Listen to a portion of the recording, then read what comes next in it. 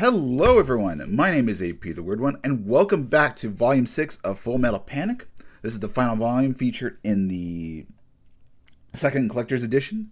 So we're going to go over this chapter. I do want to make a couple of corrections from the last volume. I'm also going to go over some more stuff, go over my final thoughts on the series, or second raid and volume. A couple of things to mention is that when Kamina gets the phone call in the middle of the night, it happens in the anime. It's actually her sister calling. I've forgotten that little detail. And then when she was stripping to interrogate Wraith, she takes off her bra and everything because she thinks she's got a tracker on her, which Wraith can kind of confirm, like she's got some sort of bug on her. So just a little clarification. Something I didn't realize. I'm like, that makes sense in thinking about it. Me being an idiot. So, what does Volume 6 entail? Why was this denied from our precious little hands? Why did it have to be a simple, I guess it's kind of like a radio broadcast, or it wasn't a full-length anime episode, so to speak. What are you missing? Well, you're missing some darsh darn good stuff. I mean, this is a amazing volume from like this like, I guess, semi-slow 2 chapters, like volumes of 4 and 5. I mean, they're not necessarily bad or anything, but this has a lot of action-packed battles. It starts off pretty simple, but then it gets like full-blown crazy. You get an amazing moment by the Marmaduke. He's actually known as the Duke. He was an impressive submarine commander, and he goes to battle with basically 2 aquatic versions of the grappler ships. You know that. Like in Outlaw Star, so it's like a similar gist to those 2. Like they have grappler arms and they just launch torpedoes. You get amazing submarine battle. I'm like, oh my god, if this were animated by Kyoto Studios, oh my god, chef's kiss, oh boy. And then you get some fantastic moments with the Arbalest. Super cool. You get to see the Lambda Drop activates a couple of times. It's super amazing. Like, oh my god, it is a nail biter when things happen. But I'll give you the basic general gist of the summary. So after the events of 5, there's a couple of things happen. A man known as, I think maybe his name is Benjamin, but I know his last name is Harris, Captain Harris.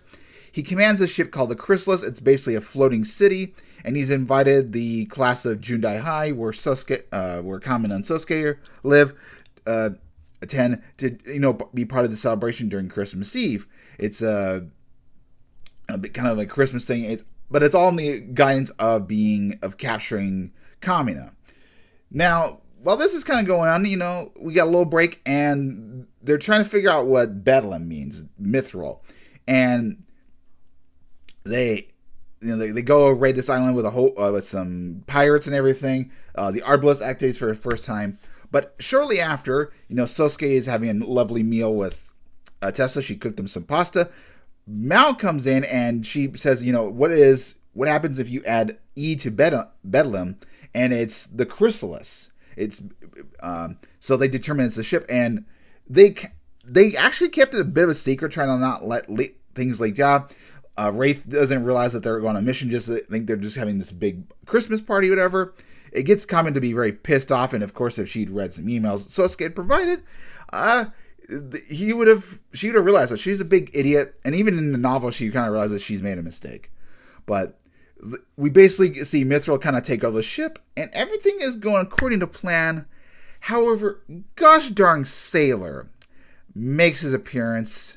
He's on the verge of divorce with his wife, and he just has to screw everything up. He lets Harris go from Mithril. He captures Tessa. He causes all sorts of problems, and it allows Captain Harris to get a hold of Agamemnon and unleash the Alistair robots that we've been mentioned in the previous chapter, and also Kamina does mention to Mithril, but not who Leonard is. So yeah, we get like a big action scene. And the volume is like once Sailor gets in motion and everything, it just goes full crazy hijinks action. It is, it's so gripping. I absolutely love it.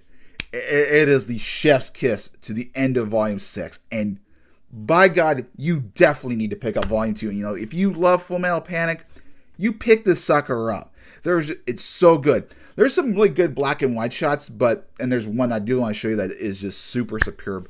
But the action is so beautiful. I absolutely love it. But there are some couple things to mention. First off, you know that RX shadow that we've seen throughout the anime? It gets whispered in the Volume 6. There's no they hear it's in develop, they hear it's been developed, but we haven't seen in action. So the shadow hasn't even been activated in regards to light novels. So that's a big portion to keep in mind. So we'll probably be hearing that in the future. Pretty interesting. Pretty interesting. And it's, I guess, like a bit of a sequel series to the Venom in terms of design and how they describe it. But there are some other big moments, you know. Kamina, you know, realizing she's made a mistake. Agamemnon, that group, their nickname for Garon was actually Mr.Iron, and Iron does not mesh well with Mercury, so it's kind of interesting name. And he's the one who gave the name up to Mithril, Bedlam. So that's a very interesting notion. Interesting surprise. But also we learned that he also had cancer. If Garon had not had cancer, he would have been probably the leader of Agamemnon. Although Agamemnon is kind of like a all-encompassing force, there's no real big leader for the time being. But you get that revelation. And then we get the kind of the sad notion. Near the end of the novel,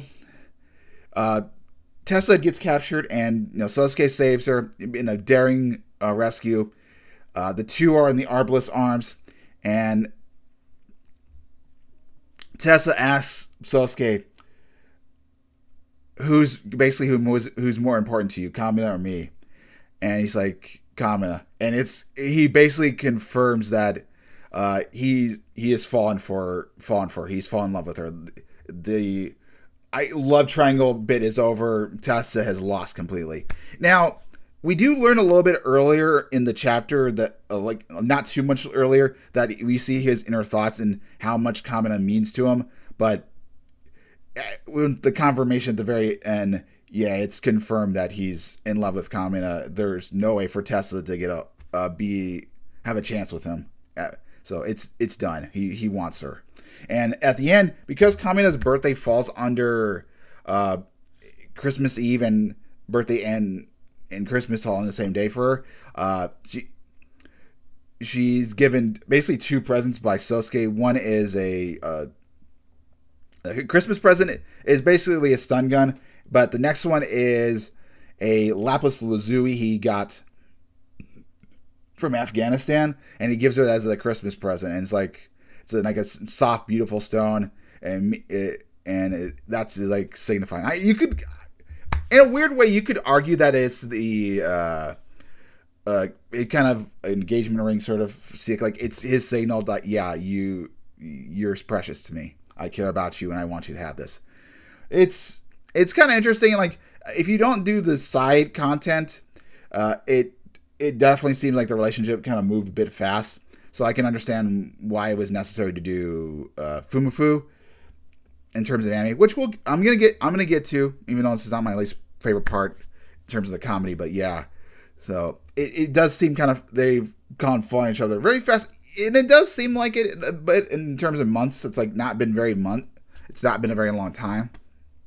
But yeah, we do get the kind of the he hasn't confessed to her, but we do get the confirmation he's completely head over heels with her. Then we get some of the artwork. Tessa, she's out of water and tries to be in disguise. And Kamina has got some good moments with them. We get they chased by the Alistairs, and then here's the free falling scene, and that's not where she asked, but pretty soon. So it is a fantastic volume, and it's a real shame that we never got this animated. There is one last bit portion, so I'm going to show you before I give my final thoughts.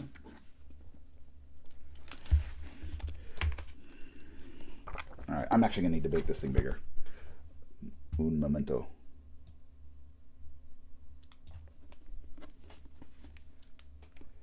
Callahan meets with Leonard in Australia. And this scene is, oh god, I love it. It's a short thing, but the artistry, like the subtle lighting look and everything is absolutely brilliant.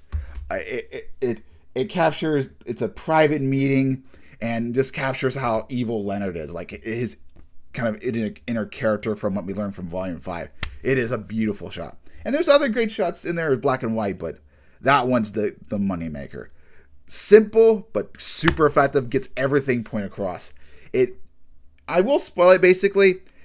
Callahan does betray Mithril. He's going to be drawing sides. I'll reread the novels. Like, I'm going to be reading the novels going forward, but I'm going to see how that interpretation has, from my perspective so far, Callahan's character, we don't really know too much about him. Like, we got some known gists, and even from the anime and everything, but he feels like a very much like a still side character, not like a super important side character, not someone like Mal and Kurtz. So the betrayal feels a bit, like, okay, it makes sense and everything, if we see how the motivation goes and everything, but it does kind of feel a little bit left feeling like, why is this character the one betrayed and not someone else? But overall, a fantastic volume. We also kind of did learn, with Sailor's regards, that Sailor did serve under Tessa's father, who was also a submarine captain and everything. So that kind of inspired her to kind of do it for herself. And I think it's also implied that Tessa may have been. I think it's also implied that Tessa's 17, also birthday 16th. Actually, let me check that for a sec. That's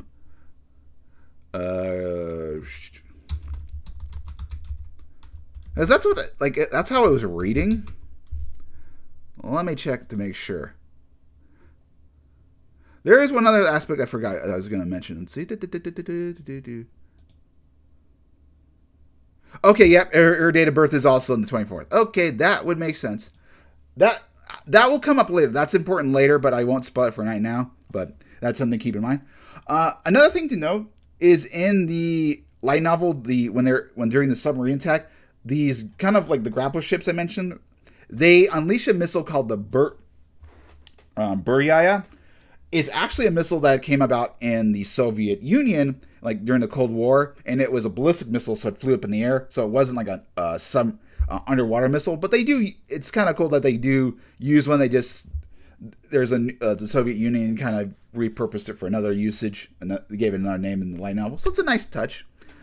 So overall, with the anime and everything, how do I feel? Well, what the anime it has entailed in the covers volumes 4 and 5, it does a fantastic job. It goes over and beyond. If you're looking kind of like a Christian sort of shtick, the beginning episode is a bit awkward having tits, but it doesn't last very long. And like I said, I feel like the series is kind of leaned more towards 16 years or older. Maybe a family might watch it, but it kind of ends. The only thing I'm kind of disappointed about with the fan service is I wish they had more of it, with just a little bit more with when Kamina kind of gets undressed. It would have been nice to have seen her titties and everything, but it's not the end of the world. Just, if you're gonna have a little bit of fan service, maybe sprinkle a little bit more in the series. But that's just a personal take. Overall, good.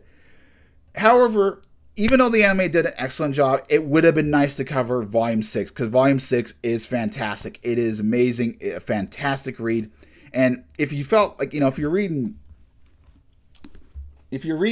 volumes, if you're getting this collection, Volume 6 is like the chef's kiss at the very end. Like, if you felt Volumes 4 and 5 were a little bit underwhelming, then Volume 6 is going to kick it off. And the overall, like Volumes 4 and 5 is kind of, through 6, is a very intermediary is like an introduction to Agamemnon, and gets you ready for what's coming in 7 through 9. It's a big kind of a introduction of what they're capable of doing. But with that, I'll see you guys next time. Hopefully you guys enjoy. On Friday, we're gonna start Invisible Victory. In terms of how I'm going to handle light novels, I'm basically, is it's like 12 episodes in total. I'm gonna every 4 episodes I'm gonna cover a light novel and just do it that way. So that's the plan. Anyway, with that, I'll leave you guys here. Hopefully you have a wonderful day. See you guys next time. Like, comment, subscribe, maybe even do some hyping. And just make sure you have a good rest of the day. And I will catch you guys later tonight for more Digimon Liberator. We're going to be going back with our man Ryotaro Williams. But anyway, bye.